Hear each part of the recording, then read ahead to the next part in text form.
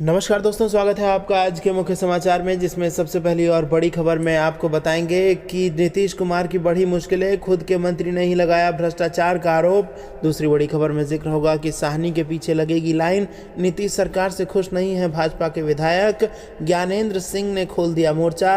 और तीसरी बड़ी खबर में आपको बताएंगे कि यूपी में मिलकर भाजपा से मोर्चा लेंगे देश भर के विरोधी दल, ओम प्रकाश राजभर का दावा, टीएमसी, शिवसेना और आम आदमी पार्टी भी तैयार। दोस्तों, हर एक खबर की गहराई में आपको ले जाएंगे, लेकिन उससे पहले अगर आपको भी ऐसा लगता है कि यूपी के चुनाव में भाजपा को बड़ा नुकसान होगा तो आप अभी इस वीडियो को लाइक कीजिए और कमेंट में लिखिए जय हिंद। दोस्तों, रुक करते हैं तमाम बड़ी खबरों की तरफ। नीतीश कुमार की बढ़ी मुश्किलें, खुद के मंत्री ने ही लगाया भ्रष्टाचार का आरोप। जी हां दोस्तों, बिहार सरकार में बिना पैसे के कुछ भी नहीं होता और अधिकारी अपने ही मंत्री की नहीं सुनते। यह आपत्तिजनक प्रतिक्रिया विपक्ष से नहीं बल्कि मुख्यमंत्री नीतीश कुमार के अपने मंत्री से आई है। अब अपनी ही सरकार के खिलाफ बिहार के एक मंत्री का सार्वजनिक बयान नीतीश कुमार के लिए बेहद शर्मनाक साबित हो रहा है। बिहार के समाज कल्याण मंत्री मदन साहनी ने गुरुवार को कहा कि वह पद छोड़ना चाहते हैं क्योंकि उनके अपने प्रधान सचिव ने उनकी बात नहीं मानी। उनका कहना है कि वह शनिवार को अपना इस्तीफा सौंप देंगे। साहनी ने कहा कि वह एक मंत्री के रूप में स्वीकृत किए गए तबादलों और नियुक्तियों पर अधिकारियों द्वारा रोक लगाने से बेहद परेशान हैं। साहनी ने घर पर संवाददाताओं से कहा, यदि अधिकारियों में ऐसा करने का साहस है तो मेरे कुर्सी पर रहने का क्या मतलब है? मैं केवल कुछ सुविधाओं का आनंद लेने के लिए मंत्री नहीं रहना चाहता। यह पूछे जाने पर कि क्या उन्होंने मुख्यमंत्री के साथ अपनी शिकायत साझा की थी, उन्होंने कहा, मैं क्यों करूं? उन्हें लगता होगा कि मैं उन्हें ब्लैकमेल कर रहा हूं। यह पूछे जाने पर कि उन्होंने अपना इस्तीफा कब सौंपने की योजना बनाई है, साहनी ने जवाब दिया, पत्र तैयार किया जा रहा है। सूत्रों के मुताबिक मुजफ्फरपुर के एक रिमांड होम में सेक्स स्कैंडल को लेकर लंबे समय से सीबीआई जांच का सामना कर रहे विभाग में साहनी की सभी सिफारिशों को नजरअंदाज कर दिया गया था। साहनी को पूर्व मुख्यमंत्री जीतन राम मांझी का समर्थन मिला, जिनके पुत्र संतोष मांझी भी नीतीश कुमार के मंत्रिमंडल में है।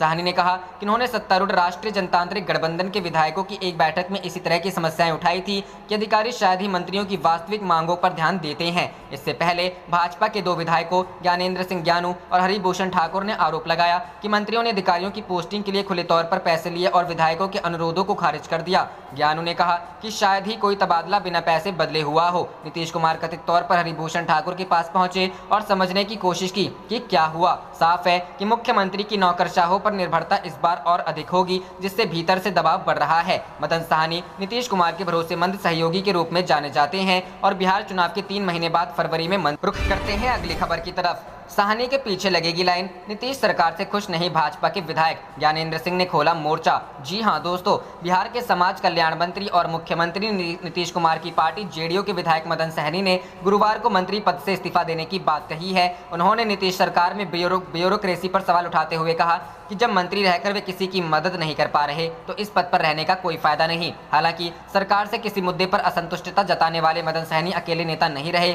उनके अलावा भाजपा के दो नेताओं ने भी जमकर भड़ास निकाली और नेतृत्व की कार्यशैली को कटघरे में खड़ा कर दिया। बताया गया है कि नीतीश कुमार सरकार के खिलाफ आवाज उठाने वाले भाजपा के दो नेताओं में पहला नाम ज्ञानेंद्र सिंह ज्ञानू का रहा, जिन्होंने ट्रांसफर और पोस्टिंग के लिए मंत्रियों पर पैसा खाने का आरोप लगाया। राज्य सरकार की कार्यप्रणाली पर गहरी नाराजगी जताते हुए ज्ञानेंद्र सिंह ने कहा कि मंत्रियों ने खूब मलाई मारी है। इस दौरान उन्होंने अपनी पार्टी को भी नहीं बख्शा और कहा कि भाजपा के 80% मंत्रियों ने माल बटोरा है। नाराज नेता बोले, मंत्रियों के घर हो छापेमारी तो करोड़ों मिलेंगे। भाजपा विधायक ने कहा कि जेडीयू में ट्रांसफर पोस्टिंग के खेल से माल बटोरने वाले भाजपा के मुकाबले कम रहे, क्योंकि वहां सीएम नीतीश कुमार का डर है। उन्होंने कहा कि भाजपा मंत्रियों में तो किसी का डर भी नहीं है और इसलिए उन्होंने जमकर मनमानी की और अच्छी उगाही की। ज्ञानेंद्र सिंह ने कहा कि अगर आज मंत्रियों के आवास पर छापेमारी की जाए तो करोड़ों रुपए मिलेंगे। उन्होंने कहा कि इस वसूली अभियान के लिए मंत्रियों ने पुख्ता प्रबंध किए थे और मनचाही जगहों पर पोस्टिंग के लिए भारी भरकम बोलियां लगवाई गई। एक और भाजपा विधायक बोले, हमारा मान सम्मान दांव पर। दूसरी तरफ बिस्फी से भाजपा के विधायक हरिभूषण ठाकुर बचौल ने भी मदन साहनी की तरफ ही विधायक पद की स्थिति को लेकर शिकायत की। उन्होंने आरोप लगाया कि मौजूदा समय में विधायकों की स्थिति चपरासी से भी बदतर हो गई है। उन्होंने कहा कि ब्लॉक स्तर तक पर भ्रष्टाचार है, लेकिन शिकायत पर कोई कार्रवाई नहीं होती। अधिकारी तक विधायकों की बात नहीं सुनते। विधायक अपने क्षेत्र के जनप्रतिनिधि हैं, लोग उनके पास शिकायत लेकर आते हैं, लेकिन आखिर वे समस्याएं लेकर किसके पास जाएं? बचौल ने कहा कि हम किसी से अनुरोध तक नहीं कर सकते, विधायकों का मान सम्मान दांव पर है। रुख करते हैं अगली खबर की तरफ। यूपी में मिलकर भाजपा से मोर्चा लेंगे देश भर के विरोधी दल, ओम प्रकाश का दावा, टीएमसी, शिवसेना व आप भी तैयार। जी हां दोस्तों, उत्तर प्रदेश में भाजपा का विजय रथ रोकने के लिए राजनीति में बड़ा प्रयोग देखने के लिए मिल रहा है। देश भर के विरोधी दल भाजपा से मोर्चा लेने के लिए विधानसभा चुनाव में एकजुट होकर ताल ठोकने का मन बना रहे हैं। कभी योगी सरकार में सहयोगी रहे सुहेलदेव भारतीय समाज पार्टी के अध्यक्ष व पूर्व मंत्री ओम प्रकाश राजभर का दावा है कि बंगाल से टीएमसी, महाराष्ट्र से शिवसेना, दिल्ली से आम आदमी पार्टी और हैदराबाद से एआईएमआईएम उनके साथ मिलकर चुनाव लड़ने की इच्छा जता चुके हैं।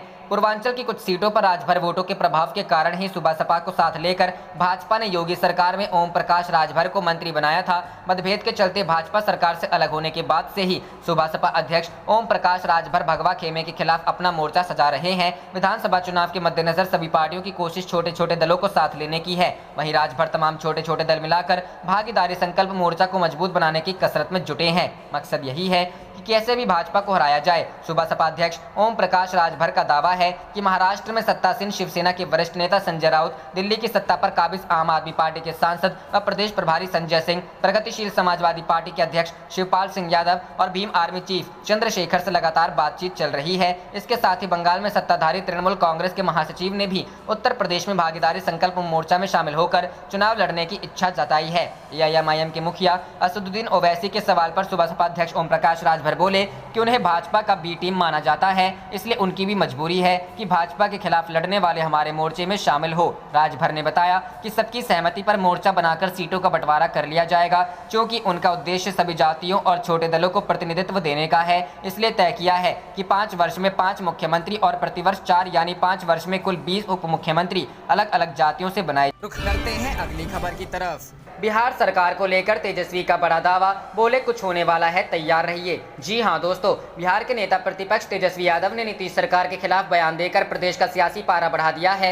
आरजेडी विधायक और नेता प्रतिपक्ष तेजस्वी यादव ने एक बार फिर से दावा किया कि नीतीश सरकार 3 महीने में गिर जाएगी। दिल्ली से लौटने के बाद सबसे पहले वैशाली में अपने विधानसभा क्षेत्र में जनता के बीच तेजस्वी यादव ने दावा किया है कि 2 से 3 महीने इंतजार कीजिए, सरकार गिरने वाली है। इसके बाद पटना में आरजेडी विधायकों के साथ हुई बैठक में तेजस्वी यादव ने सभी को निर्देश दिया है कि बिहार में कुछ होने वाला है, तैयार रहिए। अब एक बार फिर से प्रेस से बात करते हुए बातचीत में तेजस्वी यादव ने दावा किया है कि 3 महीने में नीतीश सरकार गिर जाएगी। तेजस्वी यादव ने सरकार के गिरने का दावा किया तो जवाब जेडीयू की तरफ से आया। जेडीयू संसदीय बोर्ड के अध्यक्ष उपेंद्र कुशवाहा ने जवाब देते हुए कहा कि तेजस्वी यादव ऐसे बयान सिर्फ सनसनी फैलाने के लिए देते हैं। कुशवाहा की माने तो किसी में इतनी हिम्मत नहीं है कि सरकार को गिरा दे। वहीं बीजेपी भी दावा कर रही है कि राज्य सरकार मजबूत है, मजबूती के साथ 5 साल तक टिकेगी। बाढ़ से विधायक ज्ञानेंद्र सिंह ज्ञानू के मुताबिक राज्य सरकार को किसी बात की चिंता नहीं है, सारे लोग एकजुट हैं, लेकिन कांग्रेस की राय विरोधियों से जुदा है। कांग्रेस की माने तो अगर नेता प्रतिपक्ष तेजस्वी यादव लगातार दावा कर रहे हैं तो उनके बयान को हल्के में नहीं लेना चाहिए।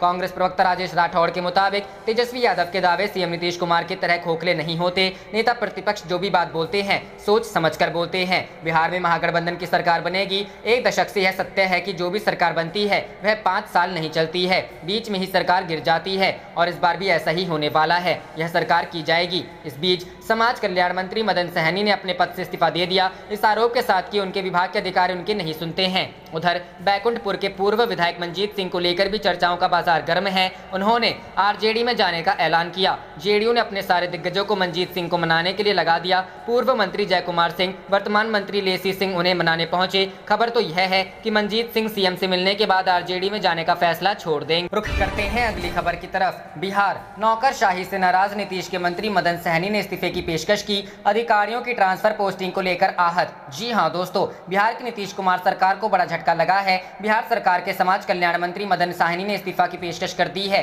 साहनी ने नौकरशाही से नाराजगी जाहिर करते हुए इस्तीफा देने की बात कही है। मदन साहनी ने कहा कि घर और गाड़ी लेकर क्या करूंगा जब जनता की सेवा ही नहीं कर पा रहा हूं। जब अधिकारी मेरी सुनेंगे ही नहीं तो जनता की सेवा कैसे करूंगा। अगर जनता का काम नहीं कर सकता तो मंत्री बने रहने का कोई मतलब नहीं है। कहा कि कैबिनेट का निर्णय है कि 30 जून तक ट्रांसफर होना है, लेकिन 3 दिनों से अधिकारी फाइल दबाए हुए हैं। मदन साहनी ने मीडिया से बातचीत में कहा कि हम लोग बरसों से तानाशाही झेल रहे हैं, यातना झेल रहे हैं, लेकिन अब बर्दाश्त नहीं हो रहा है। साहनी ने कहा कि इसलिए अब हमने बन बना लिया है कि हम अब इस्तीफा दे देंगे। उन्होंने आगे कहा कि जब हम किसी का भला नहीं कर सकते हैं तो हम केवल सुविधा लेने के लिए नहीं बैठे हैं। पार्टी से इस्तीफा देने के सवाल पर साहनी ने कहा कि पार्टी में बने रहेंगे और मुख्यमंत्री नीतीश कुमार के नेतृत्व में भी रहेंगे। रुख करते हैं अगली खबर की तरफ। सपा संस्थापक मुलायम सिंह यादव की तबीयत फिर बिगड़ी, मेदांता अस्पताल में हुए भर्ती। जी हां दोस्तों, उत्तर प्रदेश के पूर्व मुख्यमंत्री मुलायम सिंह को बुधवार को तबियत बिगड़ने पर मेदांता अस्पताल में भर्ती कराया गया। अस्पताल सूत्रों से मिली जानकारी के अनुसार बेचैनी महसूस होने पर उन्हें दोपहर करीब 1 बजे अस्पताल लाया गया।